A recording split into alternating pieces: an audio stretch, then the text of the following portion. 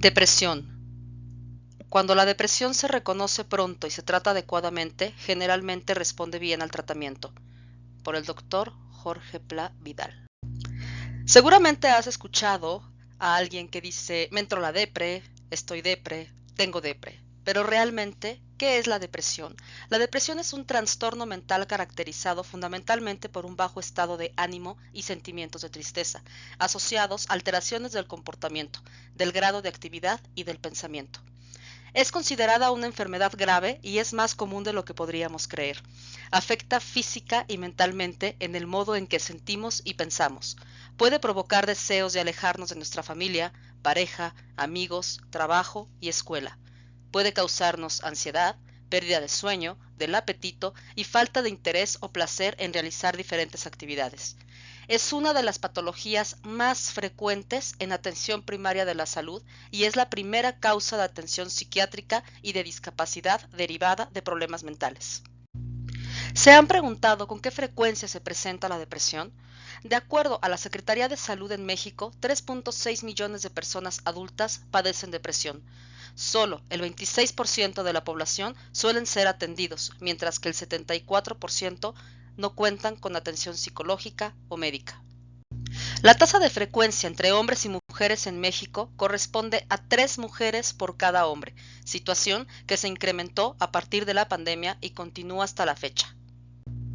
Aproximadamente 2.5 millones de jóvenes de 12 a 24 años presentan depresión. 10 de cada 100.000 habitantes ha tenido ideas suicidas. Lamentablemente en México no se cuenta con una adecuada concentración de información, por lo que el dato de 10 personas por cada 100.000 habitantes pudiese estar limitado.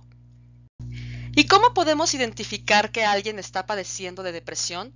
O quizás tú puedas estar presentando alguno de estos síntomas. Si es así, es conveniente acudas con el profesional de la salud mental para darte una pronta atención. Ya que recordemos que cuando la depresión se reconoce pronto y se trata adecuadamente, generalmente responde bien al tratamiento. Ahora veamos los síntomas. Estado de ánimo disminuido, disminuye el interés o placer de realizar las actividades cotidianas o las que nos gustan, pérdida de peso o un aumento del mismo, hipersomnia, que es cuando tenemos mucho sueño o dormimos mucho, o insomnio, que es la falta de sueño, agitación o fatiga, sentimientos de culpa o se siente inútil, disminuye su capacidad para pensar o concentrarse, pensamientos de muerte e ideas suicidas. Cabe decir que en el caso de los niños y adolescentes, el estado de ánimo puede ser irritable.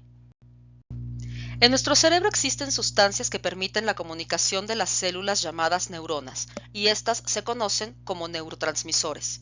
Los principales neurotransmisores relacionados con la depresión son la serotonina, norepinefrina y la dopamina. Los medicamentos antidepresivos y la terapia de conversación son los principales tratamientos para la depresión. Ambos tratamientos modifican los niveles de estos neurotransmisores. Conozcamos un poco de ellos. La serotonina. Su concentración baja es causa de depresión. En el caso de la norepinefrina, se libera como respuesta al estrés. Y finalmente la dopamina es considerada la causante de sensaciones placenteras y de relajación, por lo que su disminución genera depresión. Existen diferentes tipos de depresión, siendo los principales el trastorno depresivo mayor, el trastorno depresivo persistente o distimia, el trastorno depresivo inducido por sustancias o medicamentos. Conozcamos un poco de la distimia. Cuando hablamos de distimia nos referimos a un trastorno que muchísimas veces suele confundirse con el trastorno depresivo mayor, ya que ambos presentan similitud en algunos síntomas. Sin embargo, también existen claras diferencias entre ellos. La distimia es un trastorno depresivo persistente, es decir, un tipo de depresión continua y crónica. Cursa con características similares pero menos intensas que las de la depresión mayor. Al sentir el paciente una sensación de desánimo constante y perdurable en el tiempo, puede afectar a las relaciones sociales y a sus quehaceres diarios. Un síntoma característico de la distimia es el sentimiento de desesperanza. En la depresión como en la distimia existen similitud en síntomas. Mencionaré algunos como el llanto continuo, aislamiento social, alteraciones en el sueño, disminución de energía, pensamientos sobre la muerte, tristeza, ansiedad persistente, pérdida de interés en las actividades, culpabilidad, desamparo, desesperanza, entre otros. Sus principales diferencias son en la duración. En la depresión, sus síntomas pueden aparecer por un tiempo limitado, sin embargo, en la distimia se mantienen de forma continua en el tiempo. La distimia tiene un nivel de intensidad menor que en la depresión y la distimia no tiene tanta cantidad de síntomas posibles como la depresión. Además de los dos trastornos antes mencionados, como la depresión mayor o la distimia, el tercer trastorno depresivo es el que es causado por alguna sustancia o medicamento. Entre las sustancias más comunes que conlleva la depresión causada por sustancias o medicamentos es consumir mucha cantidad de alcohol. También nos encontramos con medicinas como sedantes o hipnóticos, drogas como anfetaminas, derivados de opio, marihuana, cristal, sustancias inhaladas como la cocaína, etc. ¿Qué pasa en nuestro cerebro? Para comprenderlo, les muestro una imagen donde observamos dos cerebros. En el primero, un cerebro deprimido, podemos encontrar que existe una disminución en la actividad cerebral. En contraste con un cerebro no deprimido, vemos una mayor luminosidad que nos indica una correcta actividad neuronal. Definitivamente nuestro cerebro cambia durante la depresión. Aunque pueda pensarse que es solo un estado emocional pasajero, la depresión es una enfermedad mental grave que debe ser atendida correctamente, pues su desarrollo es capaz de impactar irreversiblemente las estructuras cerebrales desde lo morfológico hasta su bioquímica. Debemos darle importancia a este trastorno. Los cambios morfológicos, bioquímicos y funcionales que atraviesa el cerebro durante la depresión pueden ser irreversibles. Debemos dar un abordaje temprano, ya que reducirá el riesgo de daño neuronal permanente. Los equipos de atención deben ser multidisciplinarios, contar con neurólogos, psiquiatras, psicólogos clínicos, siempre y cuando sea personal capacitado. Trabajar los estigmas sociales alrededor de la depresión, ya que deben ser derribados, pues impiden que el paciente busque ayuda oportunamente. Recordemos que la depresión se puede dar en adultos y niños por igual. Recordemos la frase que hemos mencionado con anterioridad. Cuando la depresión se reconoce pronto y se trata adecuadamente, generalmente responde bien al tratamiento. ¿Y tú sabes cómo se tratan los trastornos depresivos? Existen dos formas de tratamiento, la que es con medicamentos y la psicoterapia. Esto se va a ir decidiendo de acuerdo a la intensidad de los síntomas y cómo se van presentando. Los medicamentos serán una forma de contención una vez que se haya valorado el posible daño que el paciente pudiera tener en contra de sí mismo, como por ejemplo un intento de suicidio.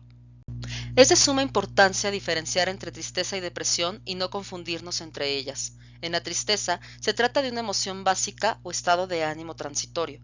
Es de corta duración, pueden ser horas o días. Aparece por una situación dolorosa o difícil. No se aprecian grandes cambios en la actividad cerebral. Es adaptativa, nos permite tomarnos un tiempo y reflexionar. En la tristeza no se necesita tratamiento. Sin embargo, en la depresión es un trastorno psicológico, es de larga duración, puede durar semanas, meses o incluso años. Puede aparecer sin justificación alguna. Se observan cambios apreciables en la actividad cerebral.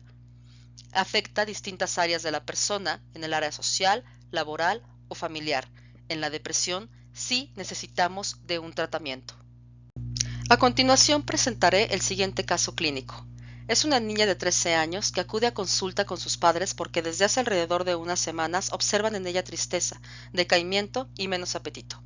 Al principio los padres lo atribuyeron a que estaba muy nerviosa por las clases, pues la pequeña es una niña perfeccionista, exigente consigo misma, que tolera malas frustraciones, incluso las pequeñas, quiere hacerlo todo bien. Cuando no lo consigue, se desanima y sufre. Los padres la describen como extremada en todo, muy intensa, emotiva, pasa del amor al odio, es sensible y muy buena. La madre la ha notado irritable, se queja de que los profesores no le hacen caso, etcétera, etcétera. Se queja de las amigas, menciona que le cuesta hacer los deberes, se ha negado a salir y le cuesta mucho trabajo dormir. Se la ha encontrado llorando en su habitación, a lo cual, al preguntarle qué le pasa, ella expresa lo siguiente: lo hago todo mal, nadie me entiende, tengo muchos problemas. A pesar de que su madre le insistió en que eso no es verdad, no logró convencerla y la niña continuó llorando. Antecedentes personales.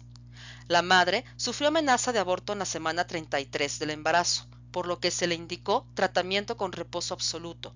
Fue parto por cesárea a las 38 semanas, sin sufrimiento fetal, pesó 3 kilos, neonatal normal. Su desarrollo psicomotor fue normal. Comenzó a hablar pronto y con muy buena evolución.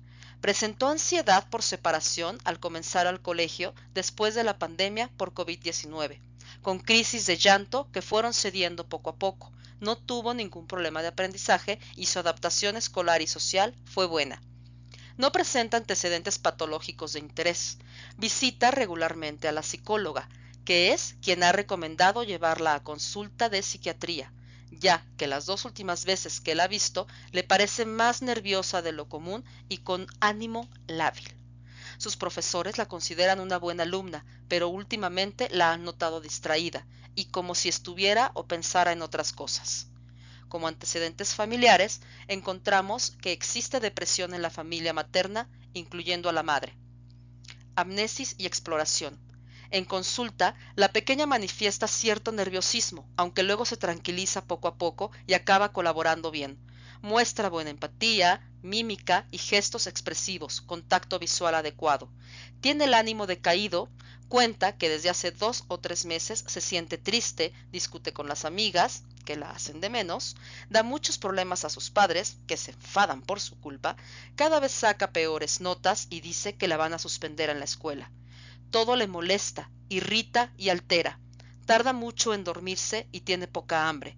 Manifiesta haber pensado que lo de ella no tiene remedio y que ella no vale para nada. No ha hablado con nadie de lo que le pasa. Le da pena y siente pánico a estar volviéndose loca. Ha tenido alguna idea de suicidio, pero no ha pensado en llevarlo a la práctica ni ha hecho planes sobre ello. Está orientada y consciente. No hay trastorno del curso ni del contenido del pensamiento ni de la sensopercepción. No tiene obsesiones ni rituales. No ha sufrido episodios maniáticos y se descartan otros trastornos psiquiátricos. El diagnóstico es episodio de trastorno depresivo. En el tratamiento se ofrece terapia de apoyo y se le explica lo que sucede. Tiene una depresión, que es una enfermedad que se cura y que sufren también otros niños, que no está loca.